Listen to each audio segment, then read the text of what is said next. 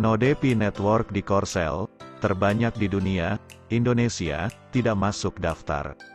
Hello Pionir, apa kabar kalian? Kembali lagi saya akan berbagi informasi update terbaru mengenai perkembangan dari Pi Network atau Picoin. Namun, sebelum kita ke topik pembahasan kita, Indonesia tidak masuk daftar node terbanyak di dunia, dan apa itu node, serta seberapa pentingkah node itu dalam menunjang kecepatan menuju Open Mainnet. Alangkah baiknya, bagi kalian yang baru pertama kali gabung di channel ini, silakan kalian berlangganan gratis dengan cara like, komen, subscribe, dan jangan lupa nyalakan lonceng notifikasinya agar kalian tidak ketinggalan notifikasi informasi update perkembangan dari Pi Network atau Picoin. Pinode merupakan simpul dalam jaringan blockchain Pi Network yang berperan penting dalam proses verifikasi transaksi dan keamanan jaringan. Dengan lebih dari 30.000 pinode beroperasi di Korea Selatan, ini menunjukkan komitmen yang kuat dan antusiasme tinggi dari komunitas cryptocurrency di wilayah tersebut untuk menjaga stabilitas dan keamanan jaringan Pi Network. Keantusiasan tinggi ini juga tercermin dari partisipasi aktif warga Korea Selatan, Jepang, dan wilayah sekitarnya dalam mengadopsi teknologi blockchain dan cryptocurrency. Semangat ini telah berdampak positif pada pertumbuhan jumlah pinode di negara-negara tersebut. Sayangnya, dalam prestasi ini, node Pi Network di Indonesia belum masuk dalam peringkat. Meskipun demikian, potensi perkembangan teknologi cryptocurrency di Indonesia tetap besar dan terus diupayakan untuk meningkatkan partisipasi dalam ekosistem cryptocurrency Pi. Hal itu terbukti dengan jumlah pionir atau penambang koin Pi di Indonesia yang antusias lewat ponsel atau smartphone. Apa itu node Pi? Node Pi merupakan salah satu peran penting dalam ekosistem Pi Network yang berjalan di laptop dan komputer desktop, bukan di ponsel seperti peran lainnya. Seperti halnya dengan blockchain lainnya, node Pi bertanggung jawab dalam menvalidasi transaksi pada buku besar terdistribusi dan menyelesaikan tantangan dalam menjaga stabilitas mata uang terdistribusi dengan mencapai dalam tanda kutip konsensus pada urutan transaksi baru yang sedang direkam. Tidak seperti node yang menggunakan proof of work seperti Bitcoin atau Ethereum. Node Pi menggunakan algoritma konsensus yang berbeda berdasarkan Stellar Consensus Protocol atau yang disingkat SCP. Dalam SCP, node membentuk kelompok terpercaya dalam tanda kurung quorum slices dan hanya setuju pada transaksi yang diakui oleh node-node terpercaya tersebut. Lingkaran keamanan dalam kurung, lihat PFI Key, apa itu Security Circles dari penambang Pi Mobile digabungkan menjadi grafik kepercayaan global yang memungkinkan node Pi membentuk quorum slices untuk menentukan siapa yang dapat dan tidak dapat menvalidasi transaksi pada buku besar bersama.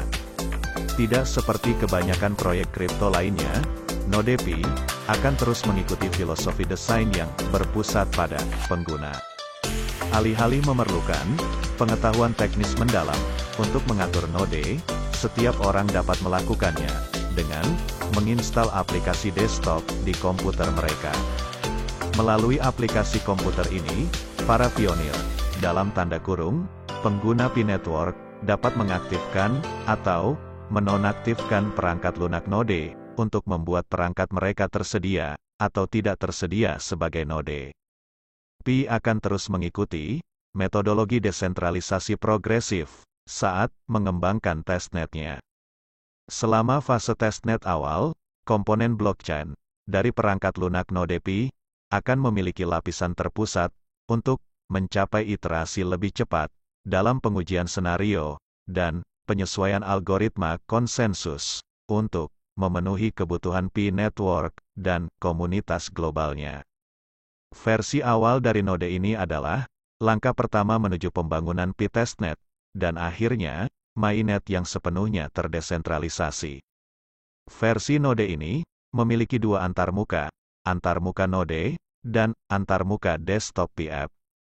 Tergantung pada tingkat partisipasi yang ditentukan dalam bagian di bawah ini, Pioneer dapat menggunakan kedua antarmuka tersebut sesuai kebutuhan. Setiap pengguna mobile dapat mengunduh perangkat lunak node ke komputer mereka dan menggunakan antarmuka desktop, PAPP, karena memiliki fungsi yang mirip dengan aplikasi mobile, memungkinkan orang untuk memeriksa saldo Pi, menonton konten media, dan menggunakan fitur obrolan Pi di komputer pribadi mereka. Setiap pionir juga dapat mengajukan permohonan untuk menjadi node melalui antarmuka node dan menginstal komponen blockchain di sana. Awalnya, akan ada tahap seleksi untuk core team dalam menentukan kriteria pemilihan node berdasarkan keandalan perangkat dan konektivitas.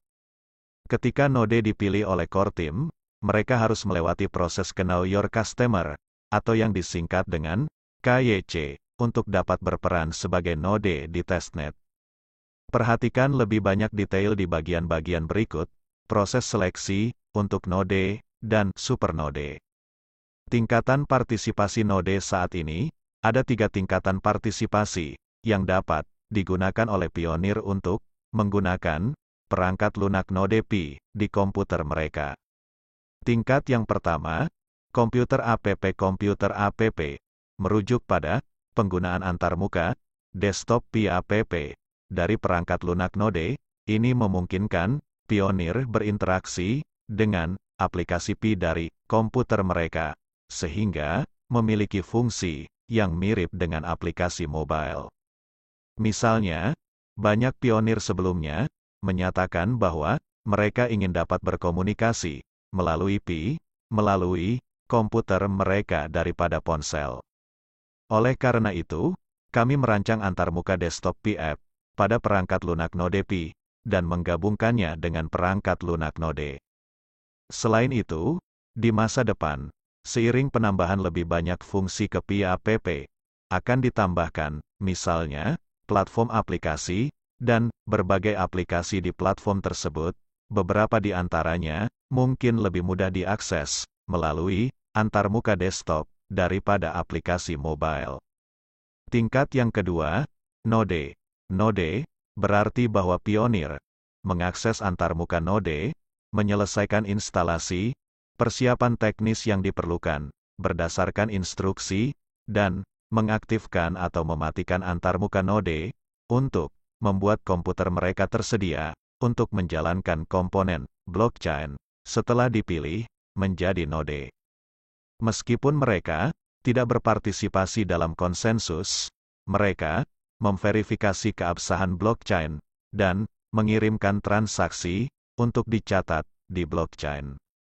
Di masa depan, ketika blockchain Pi berkembang untuk lebih dari sekedar mengamankan ledger, node akan berkembang untuk mencakup komputer yang memilih untuk berkontribusi pada sumber daya perangkat keras kolektif jaringan, seperti perhitungan, penyimpanan, dan bandwidth. Tingkat yang ketiga, supernode. Supernode adalah tulang punggung dari blockchain Pi.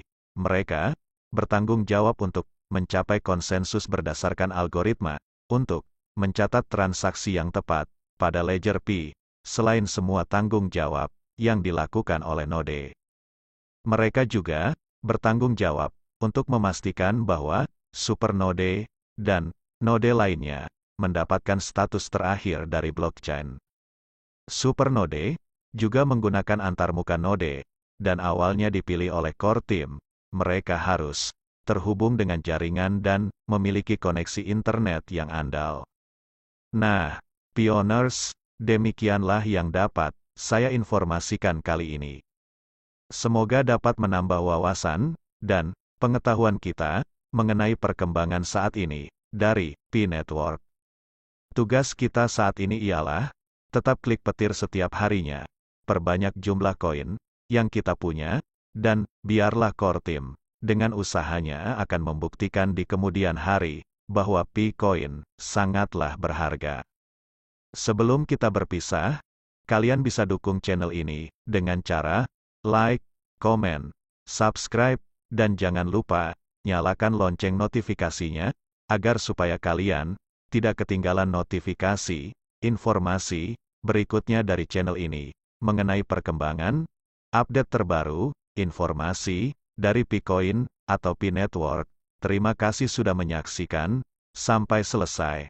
Sampai kita berjumpa, pada video, atau informasi berikutnya. Dari channel ini, salam kaya rame-rame.